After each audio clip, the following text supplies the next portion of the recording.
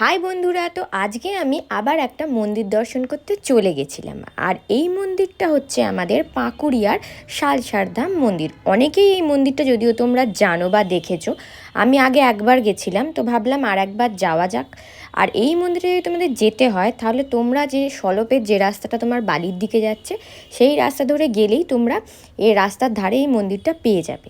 আর মন্দিরের কাজ খুবই সুন্দরভাবে খোদাই করা রয়েছে, সাদা মার্বেলের ওপর মন্দিরের নানা রকম মার্বেলের কাজ তোমরা দেখতে পাবে। আর এই মন্দিরটা হচ্ছে হনুমান বালাজির মন্দির, মানে হনুমানের বাল্যকালকে কেন্দ্র করে এই মন্দিরটা তৈরি করা হয়েছে।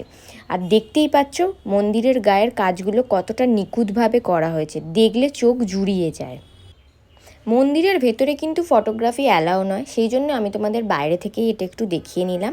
কিন্তু মন্দিরটার ভেতরে গেলে আমি বলবো তোমাদের মন ভালো হয়ে যাবে। মন্দিরটা রোজই খোলা থাকে সন্ধ্যে 8টা অবধি।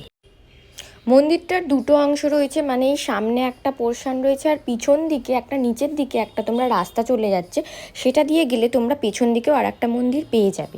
তো অনেকেই হয়তো জানে না যে পেছন দিকে আর একটা এর মন্দির রয়েছে, তো তোমরা গেলে অবশ্যই কিন্তু পিছনের মন্দিরটাও দর্শন করে এসো।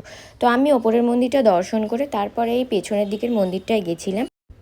রাজস্থানের শারসাধাম মন্দিরের আদলে অনেকটা এই মন্দিরটা তৈরি করা হয়েছে। তো দেখলেই বোঝা যাচ্ছে এর কারুকার্য কতটা নিখুঁতভাবে করা হয়েছে। মার্বেলের ওপর যে কাজগুলো করা হয়েছে যখন সামনে থেকে দেখছিলাম, জাস্ট আশ্চর্য হয়ে যাওয়ার মতন। আর এই হচ্ছে আমাদের হনুমান বালাজির মূর্তি। আর এই বাইরে থেকে আমি কিছু ছবি নিয়েছিলাম, সেগুলো তোমাদের সাথে একটু শেয়ার করে নিই, সাথে নিজেরও কিছু ছবি তুলেছিলাম, তো সেগুলো আমি তোমাদের সাথে একটু শেয়ার করে নিলাম। তো অবশ্যই একবার কিন্তু এই মন্দিরটা তোমরা দর্শন করে এসো। ঠিক আছে, চলো আজকের ভিডিও এইটুকু। Tata, bye bye. Next video খুব তাড়াতাড়ি আসবে।